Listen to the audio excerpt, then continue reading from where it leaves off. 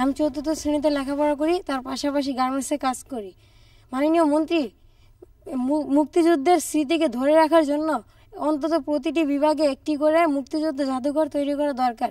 এ ব্যাপারে আপনি কিছু বলবেন? তোমাকে অসংখ্য ধন্যবাদ তোমার প্রশ্নের জন্য। তুমি জেনে খুশি হবা যে আমরা ইতিমধ্যেই প্রত্যেকটা ডিস্ট্রিক্টে একটি মুক্তিযোদ্ধা কমপ্লেক্স নির্মাণ করতে যাচ্ছি। এটা আলটিমেটলি 5 স্টোরিড হবে, বাট এই মুহূর্তে আমরা 3 তলা করছি। প্রথম তলা, দোতলা পর্যন্ত এদেরকে কমার্শিয়ালি ব্যবহার করবে, এখান থেকে কিছু আর্থিক ব্যাপার ওদের জন্য আসবে। আর তৃতীয় তলাটা তারা ব্যবহার করবে মুক্তিযোদ্ধাদের অফিস এবং ওখানে মুক্তিযোদ্ধাদের জন্য একটা লাইব্রেরি, জাদুঘরের মতো, যেটা তারা ব্যবহার করবে। পরবর্তী পর্যায়ে আমরা আবার এটাকে 5 তলা করব, তখন আমরা 3 তলা পর্যন্ত কমার্শিয়াল করে দিব। 4 তলা এবং 5ম তলা মুক্তিযোদ্ধাদের জন্য বসার জায়গা, লাইব্রেরি, মুক্তিযুদ্ধের ইতিহাস, স্থানীয় লেভেলে যতটুকু সম্ভব এগুলি সেখানে সংকলন করা হবে, যাতে করে আমাদের প্রজন্মের লোকেরা মুক্তিযুদ্ধের সম্বন্ধে জানতে পারে। এটার বাইরেও আমরা একটা প্রকল্প গ্রহণ করতে যাচ্ছি, সেটা হলো যে আমাদের দেশে এখনো অনেক লোক আছে যারা গ্রাম থেকে ডিস্ট্রিক্ট হেডকোয়ার্টারে যায় না, মামলা মোকদ্দমায় পড়লে হয়তো যায়, তাছাড়া সচরাচর তাদের যাওয়া হয় না। তো তাহলে সে যদি ডিস্ট্রিক্ট হেডকোয়ার্টারে না যায়, তাহলে তো মুক্তিযুদ্ধ সম্বন্ধে সে কীভাবে জানবে? সেই কারণে আমরা চিন্তা করছি যে প্রত্যেক উপজেলায়, গ্রামের একটা উপজেলার সমস্ত লোকে কিন্তু কোনো না কোনোভাবে হাট বাজারের কারণে, থানা, উপজেলা, এইসব কারণে কিন্তু উপজেলা লেভেলে আসে।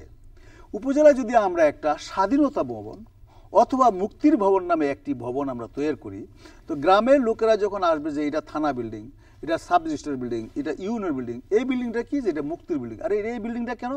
তখন অন্য লোকেরা তার, আরে এটা হলো এই বিল্ডিং, এরা তো হলো মুক্তিযোদ্ধা যারা দেশটাকে স্বাধীন করছিল, তাদের নামে এই বিল্ডিংটা করা হয়েছে। তাহলে এটাও কিন্তু একটা পন্থা, এটাও কিন্তু একটা রাস্তা to allow people to know যে এই মুক্তিযুদ্ধ ছিল। আমি সুমাইয়া সুলতানা চম্পা, চাঁদপুর থেকে এসেছি।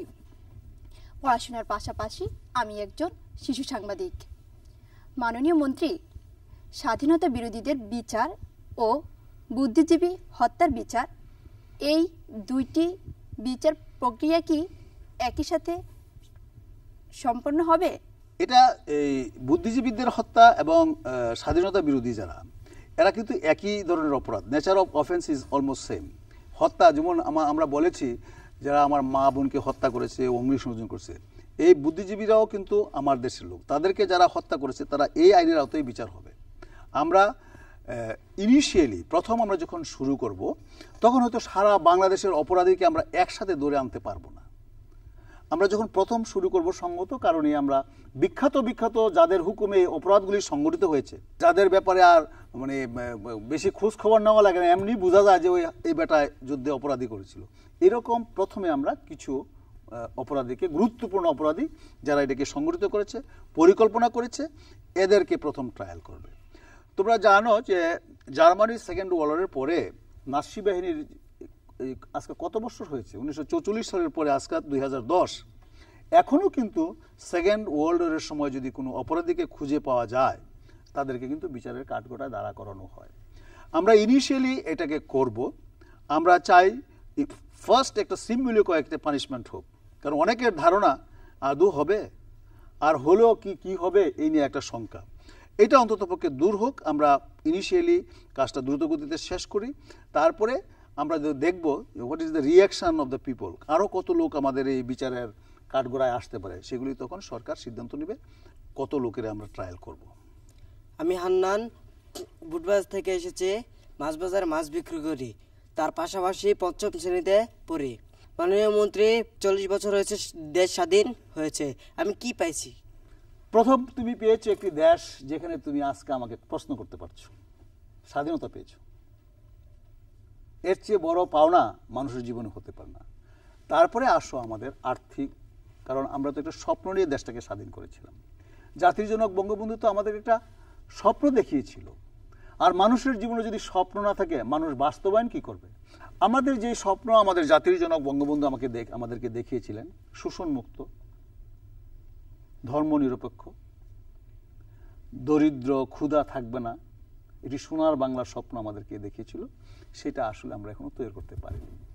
তবে তোমাকে আমাকে অবশ্যই স্বীকার করতে হবে কেন পারিনি। যে ব্যক্তির হুকুমে মানুষ নিজের জীবনকে উৎসর্গ করে দেশের স্বাধীনতার সংগ্রামে অংশগ্রহণ করলো, তাকে হত্যা করা হলো। তার বিচারটা পর্যন্ত হয় না দীর্ঘদিন, তাকে হত্যা করা হয়েছে। আর এই একটা পশুকেও যদি তুমি গৃহপালিত পশুকে যদি কেউ হত্যা করে, তুমি কিন্তু মামলা করতে পারো, বিচার চাইতে পারো। আর যিনি হুকুম দিয়ে দেশটাকে স্বাধীন করলেন, তাকে হত্যা করা হলো, তার বিচার চাওয়া যাবে না, আইন করে বন্ধ করে দিল। সেখান থেকে আমাদের আজকে এই অবস্থায় আমরা আসছি। আমরা অবশ্যই স্বপ্ন দেখছি, জননেত্রী শেখ হাসিনা আমাদের সামনে আছেন। আমরা স্বপ্ন দেখছি একটি শোষণ মুক্ত, একটি সম্ভাবনাময় বাংলাদেশ, একটা সেকুলার ডেমোক্রেটিক বাংলাদেশ আমরা বিশ্ব সভায় দাঁড়া করাবো, যেটার ডাক জননেত্রী শেখ হাসিনা দিয়েছেন। 2021 সালে বিশ্ব সভায় যেন বাংলাদেশকে সুপ্রতিষ্ঠিত করা যায়, একটা ডিজিটাল বাংলাদেশ যেন আমরা উপহার দিতে পারি, সেই জন্য উনি ডাক দিয়েছেন। এখন তুমি চিন্তা করো, আমার ছোট ভাই হিসাবে, তোমার বড় ভাইয়েরা, তোমার পূর্বপুরুষেরা যদি জাতির জনকের ডাকে সাড়া দিয়ে জীবন বাজি রেখে রক্ত দিয়ে দেশকে স্বাধীন করতে পারে, তারই বংশধর তোমরা কি পারো না শেখ হাসিনার ডাকে একটু পরিশ্রম, একটু বুদ্ধি, একটু সাহায্য সহযোগিতা করে ডিজিটাল বাংলাদেশ করতে? আই এম শিওর তোমরা পারবে। মাননীয় প্রতিমন্ত্রী, বর্তমান সরকার এর পূর্বেও ক্ষমতায় এসেছিল, কিন্তু এতদিনেও যুদ্ধ অপরাধীদের বিচার হয়নি। তাহলে আমরা কি আশা করতে পারি এবার সরকার তার নির্দিষ্ট সময়ের মাঝে যুদ্ধ অপরাধীদের বিচার করতে পারবে? আমি তোমাকে আশ্বস্ত করছি, আমরা বিচার শুরু করব, কিছু বিচার সম্পন্ন হবে। বাট যত অপরাধীকে আমরা বিচার করতে যাই, সব অপরাধীর বিচার আমাদের এই টেনিয়রে 5 বছরে সম্পন্ন হবে কিনা এটা চিন্তার ব্যাপার আছে। বাট আমরা শুরু করছি সিম্বলিক হিসেবে প্রথম গুটি কয়েক গুরুত্বপূর্ণ অপরাধী যারা হুকুম দিয়ে হত্যাকাণ্ড ঘটিয়েছে, হুকুম দিয়ে অগ্নিসংযোগ করেছে, হুকুম দিয়ে উদ্দেশ্যপূর্ণভাবে রেপ করেছে, সেই সব অপরাধীরা প্রথমে আমরা নিয়ে আসব এবং এটার বিচার আমরা আশা করছি আমাদের এই সময়ে নিষ্পন্ন হবে। এবং এটা আমি চাইবো, আমি সরকারের কাছে, আমি সরকারের অংশ, মুক্তিযোদ্ধাদের পক্ষ থেকে এবং জনগণের পক্ষ থেকে আমি এটাও চাইবো যে এই কোর্টটা কন্টিনিউ করুক এবং অপরাধী যখনই পাওয়া যাবে তখন এই আদালতে এনে তার বিচার করে আইনের কাঠগড়া দাঁড়া করানো হোক। মাননীয় প্রতিমন্ত্রী, আমাদের দেশে বিভিন্নভাবে রাষ্ট্রীয় প্রশাসনে বিভিন্ন স্তরে স্বাধীনতা বিরোধীরা স্থান করে নিয়েছে। বিচারের মাধ্যমে এ সকল স্বাধীনতা বিরোধীদেরকে রাজনীতি থেকে সরানো গেলেও প্রশাসন থেকে আপনি কিভাবে সরাবেন? এটা অত্যন্ত গুরুত্বপূর্ণ জটিল কাজ, বাট তারপরও আমাদেরকে করতে হবে।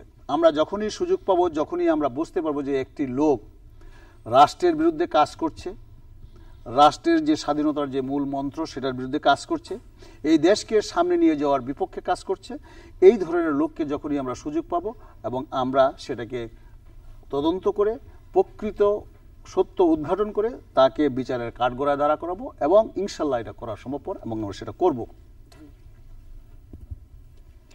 মাননীয় মন্ত্রী, আমার নাম সুমাইয়া, আমি এসেছি পুরান ঢাকা নয়বাজার থেকে। আমি লেখাপড়া করি এবং লেখাপড়ার পাশাপাশি শিশুদের প্রতিনিধি হয়ে কাজ করি। মাননীয় মন্ত্রী, মুক্তিযুদ্ধকে কিভাবে আমাদের চেতনায় ধরে রাখব?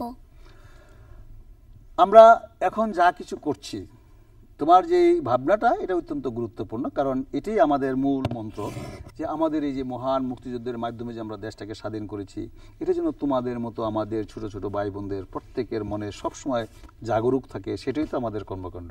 জননেত্রী শেখ হাসিনার নেতৃত্বে ওনার মন্ত্রিসভা এবং ওনার দল সকলে মিলে আমরা যা কিছু করি মুক্তিযুদ্ধের চেতনায় উদ্ভাসিত হয়ে, মুক্তিযোদ্ধার চেতনাকে বুকে লালন করে আমরা সিদ্ধান্ত গ্রহণ করে থাকি এবং আমরা চাই এই মহান মুক্তিযুদ্ধের মাধ্যমে যে দেশটা স্বাধীন হয়েছে সেই মুক্তিযোদ্ধাদের স্বপ্ন যেন আমরা বাস্তবায়ন করতে পারি। তারা যে স্বপ্ন নিয়ে রক্ত দিয়েছিল সেই স্বপ্নের সোনার বাংলা যেন কায়েম করতে পারি এবং তোমাদের ভিতরে যে স্বপ্ন, তোমাদের মনে যে আকাঙ্ক্ষা যে তোমরা মুক্তিযুদ্ধ সম্বন্ধে জানতে চাও, এটাই তোমাদেরকে সামনে নিয়ে যাবে। তোমাকে ধন্যবাদ। মাননীয় প্রতিমন্ত্রী, আপনাকে অসংখ্য ধন্যবাদ এতক্ষণ ধরে আমাদের সঙ্গে থাকার জন্য। তোমাদেরকে অসংখ্য ধন্যবাদ যে তোমাদের যে আগ্রহ, তোমাদের প্রতি যে অনুপ্রেরণা, সেটা আমাদেরকে অভিভূত করেছে। এই জাতি সামনে বাড়বে, পিছনে হাঁটবে না। আপনাকে আরো ধন্যবাদ আপনার এত ব্যস্ত সময়ের মাঝে আমাদেরকে কিছুটা সময় করে দেওয়ার জন্য। Thank you. শুধু দর্শক মণ্ডলী, এতক্ষণ ধরে আমরা শুনলাম বাংলাদেশের মুক্তিযুদ্ধের কথা, আরো শুনলাম যুদ্ধ অপরাধীদের কথা। আমরা চাই একটি সোনার বাংলাদেশ, যে সোনার বাংলাদেশে থাকবে না ধর্মভিত্তিক কলুষিত রাজনীতি, থাকবে না রাজাকার। আমরা চাই অতি শীঘ্রই যুদ্ধ অপরাধীদের বিচার হোক এবং বাংলাদেশের মাটি থেকে অচিরেই নিশ্চিহ্ন হোক স্বাধীনতা বিরোধী শক্তি। সুধী দর্শক মণ্ডলী, আপনাদের অসংখ্য ধন্যবাদ এতক্ষণ ধরে আমাদের সঙ্গে থাকার জন্য।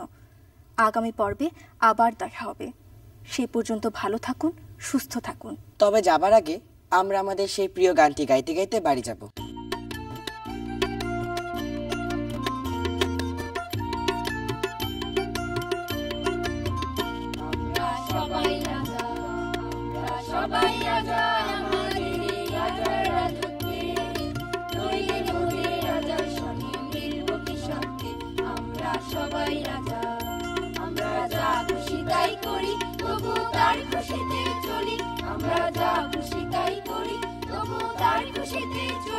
আমরা নই বাধা নই দাসের রাজা ত্রাসের দাসত্বে, নইয়ের মোদের রাজার শনে মিলব কি সত্যে। আমরা সবাই রাজা, আমরা সবাই রাজা, আমরা সবাই রাজা।